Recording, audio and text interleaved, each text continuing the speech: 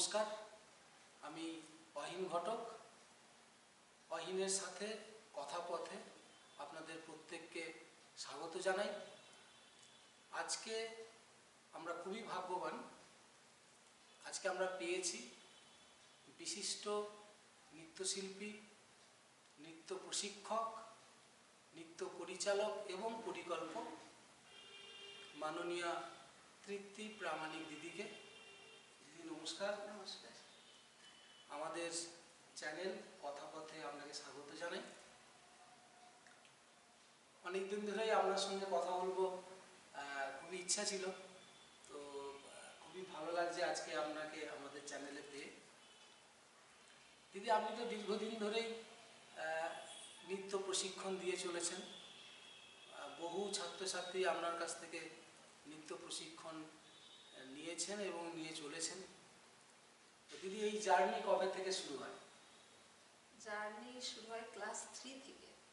Class 3? হ্যাঁ, তখন আমি থাকতাম পুলসিটা, মানে এখান থেকে 2 মিনিট 15-এর ভেতরে গ্রামে। আচ্ছা। পরে 78-এ আমরা কোলাঘাটে এসেছি। এখন 78 থেকে কোলাঘাটে আমার নাচের জায়গা। আচ্ছা, কোলাঘাটেই এখন প্রশিক্ষণ দিচ্ছেন। তো দিদি, আপনার এই যে জার্নি, মানে নৃত্য প্রশিক্ষণের, তো মোটামুটি কত সাল থেকে শুরু হয়?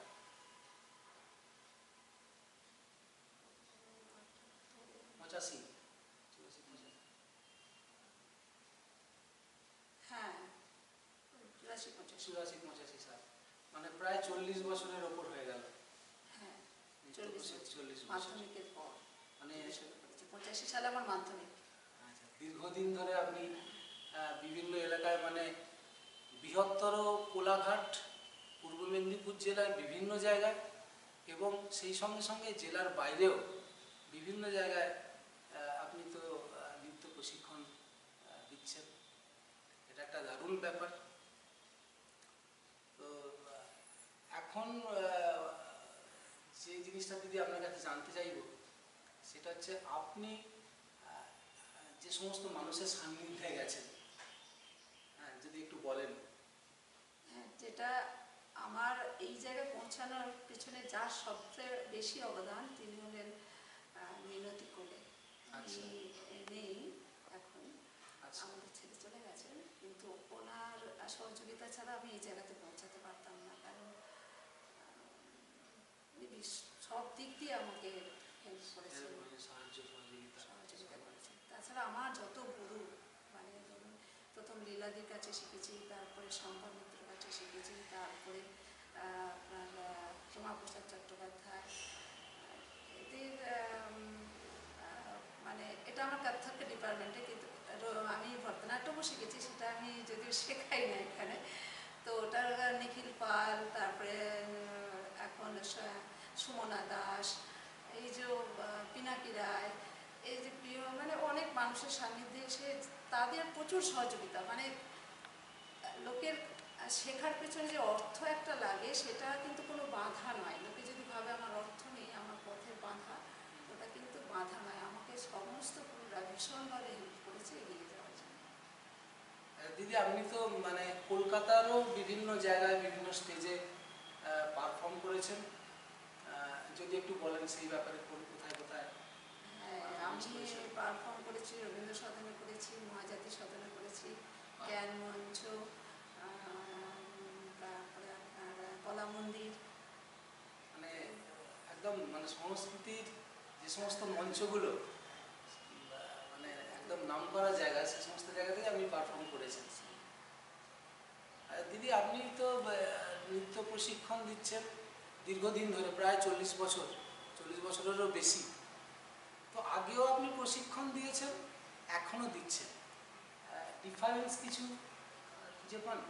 হ্যাঁ, অবশ্যই। আগে নাচ শেখাটা অনেক বাড়িতেই মানতো না, ফলে যারা আসতো তারা খুব মানসিক দিক দিয়ে প্রস্তুতি নিয়ে আসতো যে এটা আমরা শিখবো, ভালোবাসার দিক থেকে আসতো। এখন জানি না, হয়তো অনেকেই আসে ভালোবাসার দিক থেকে, কিন্তু কোথাও একটা মানে চটজলদি শিখে নেওয়ার একটা টেন্ডেন্সি, যেটা অ্যাকচুয়ালি সম্ভব না। এগুলো এই ফাইন আর্টসের জিনিসগুলো খুব দীর্ঘমেয়াদী ব্যাপার এবং গুরুমুখী বিদ্যা। এটা সেইভাবেই চর্চা করে এগোতে হবে, মানে সাধনার ব্যাপার, সাধনা মানে সময় লাগবে। কিন্তু অবশ্যই। এখনকার এই যে কোনো জিনিস চটজলদি তাড়াতাড়ি করে শিখেই সব কিছু পাওয়ার একটা যে প্রবণতা, সেটা এখন লক্ষ্য করা যাচ্ছে। তো দিদি, আপনার মানে নৃত্য প্রশিক্ষণ দিতে দিতে কোনো স্মরণীয় ঘটনা যেটা আপনাকে নাড়া দিয়েছে এরকম? মানে আপনার তো প্রচুর ছাত্রছাত্রী যারা বিভিন্ন জায়গায় পারফর্ম করছে, এবং আজকের ডেটে যারা নৃত্য শেখাচ্ছেন আমি জানি যে তার বহু ছেলেমেয়েরাই আপনারই স্টুডেন্ট যারা শেখাচ্ছেন। কিন্তু কোনো একটা ঘটনা যেটা আপনাকে নাড়া দিয়েছে এই আপনার শিক্ষকতার জীবনে? সেরকম ঘটনা বলতে সেরকম উল্লেখযোগ্য ঘটনা সেটা না, তবে যেমন? আমার যে ঘটনাগুলো তোর মনে হয় যে যে মেয়েটাকে আমি ভেবেছি যে এ অনেকটা এগিয়ে যেতে পারবে, হঠাৎ দেখলাম যে সে মাঝপথেই একটা থেমে গেল। এটা খুব দুঃখদায়ক। এইটা খুব মানে নাড়া দেয় যে এত ট্যালেন্ট নাচের প্রতি, যে হঠাৎ মাঝপথে ছেড়ে দেওয়া, এটাই আর কি নাড়া দিয়েছে ঘটনার মধ্যে, এটাই। বাকি সব কিছু ঠিক আছে। ঠিকঠাকই।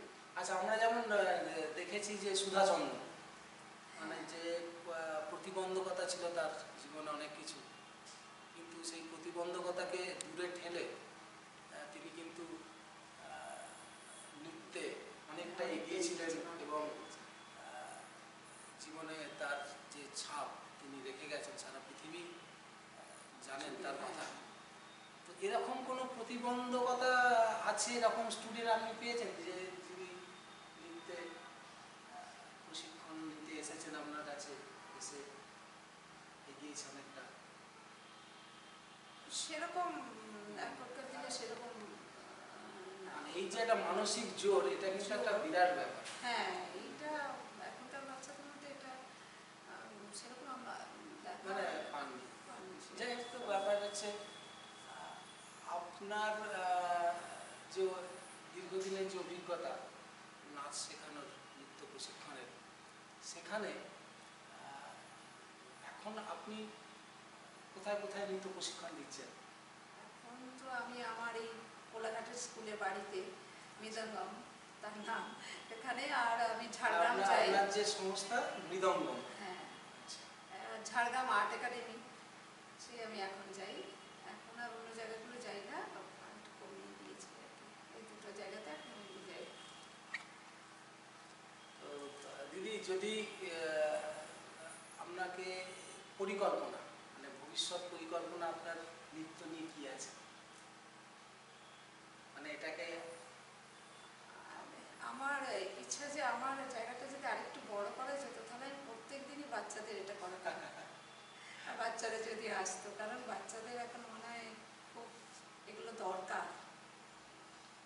এটা বিশেষ করে বর্তমান সময়ে, মানে এই যে সাহিত্য এবং সংস্কৃতি চর্চা, এটা খুবই প্রয়োজন, এবং এটার মাধ্যমেই একমাত্র সমাজের যে উত্তরণ সেটা সম্ভব। আপনি কি মনে করেন? অবশ্যই এটা অন্য মননে নিয়ে যায়, মানুষকে অন্য জায়গায় নিয়ে যায়। তো আর একটা কথা হচ্ছে যেটা আমাদের এখন দরকার, যে ক্লাসিক ফর্মগুলো ভীষণভাবে হারিয়ে যাচ্ছে।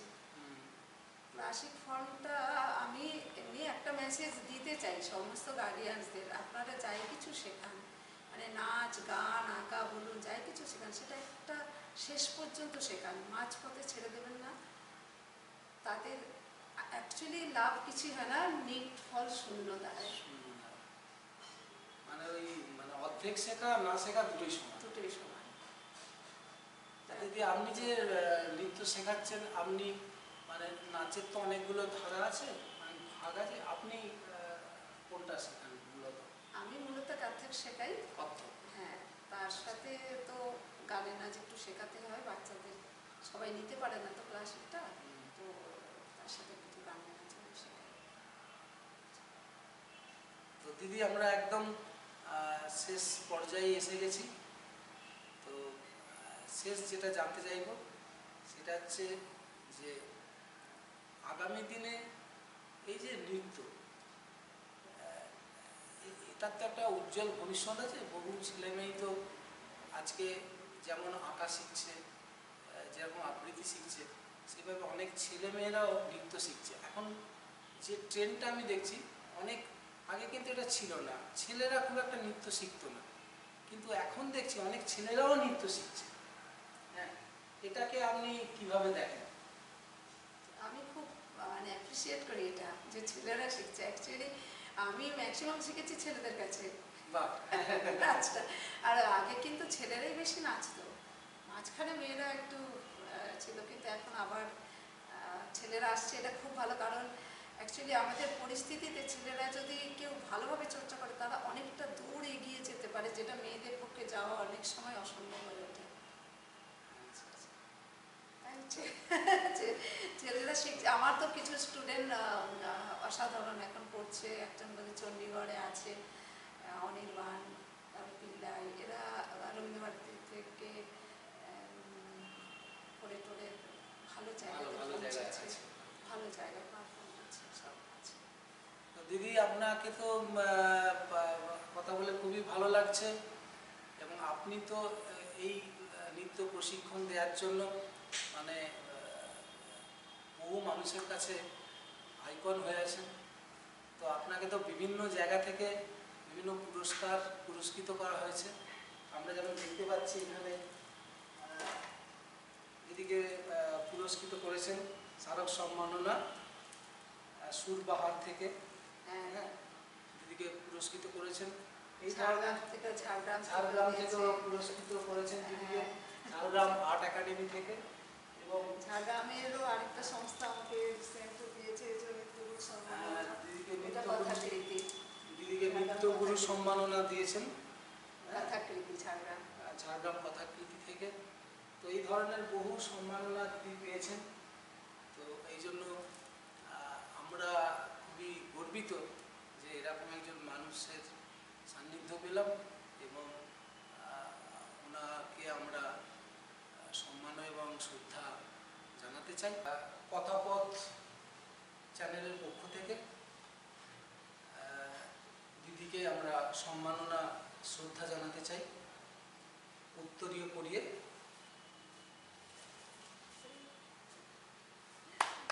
দিদি খুব ভালো থাকবেন, আর এইভাবেই আপনার নৃত্য প্রশিক্ষণ মাধ্যমে আপনি বহু ছাত্রছাত্রীর জীবনে আপনার যে আলো আপনি ছড়িয়ে দিন, এবং আরও সুন্দরভাবে আপনার এই নৃত্য প্রশিক্ষণকে সামনের দিকে এগিয়ে নিয়ে যান।